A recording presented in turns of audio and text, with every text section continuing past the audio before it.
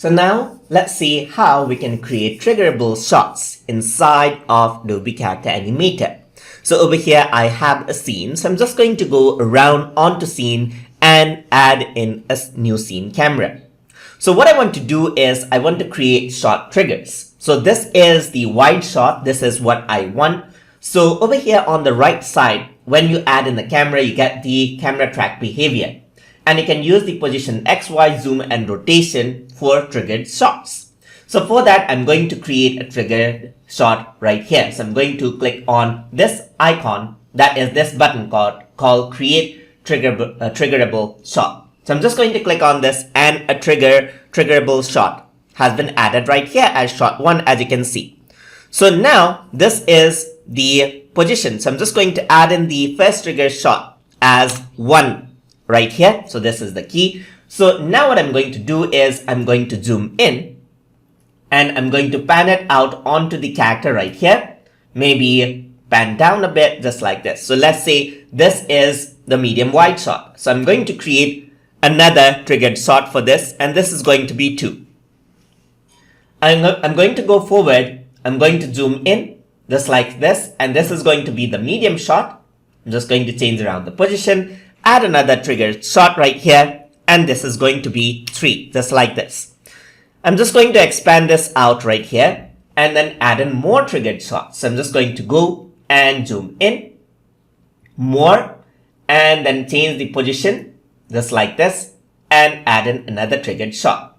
I'm going to zoom in even further onto the face just like this and change it out right here, add the triggered shot. So this is 4 and this is 5, as you can see right here.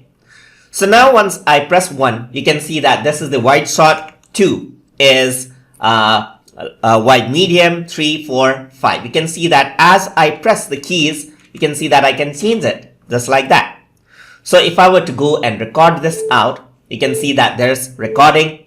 You can see that this is the character, and as I press, all of it is recorded out. All of the keyframes, as you can see the shot, it is recorded out according to the trigger, just like that. So now, if I were to go over here, let me just delete out the transformation. Let me just press Ctrl Z to revert back.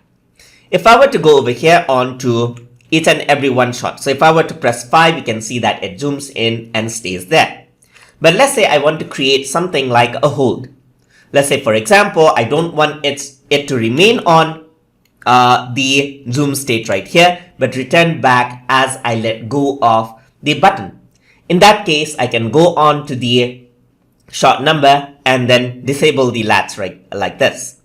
So what happens now is if I were to press 5, it zooms in. So I'm holding the 5 right here. As long as I hold it, it'll zoom in. But as soon as I let go of the button, it actually zooms out. And that is without the latch right here. But if I were to enable the latch, you can see that this changes out into grace thing. And then as I zoom in, it zooms out. So I can disable it on all of it, just like this, and disable this out. So this is going to be the default right here. I'm not going to latch and then go around. So if I were to press 1, you can see that it goes back. This is the default, so it goes back here, 2, and then 4, 5, just like this. So what you can do is, as I press the button, it zooms into a certain section. And that is how you can work with creating triggerable shots inside of Adobe Character Animator. So hope you guys learned something as always. And as always, please like, comment, share, and subscribe.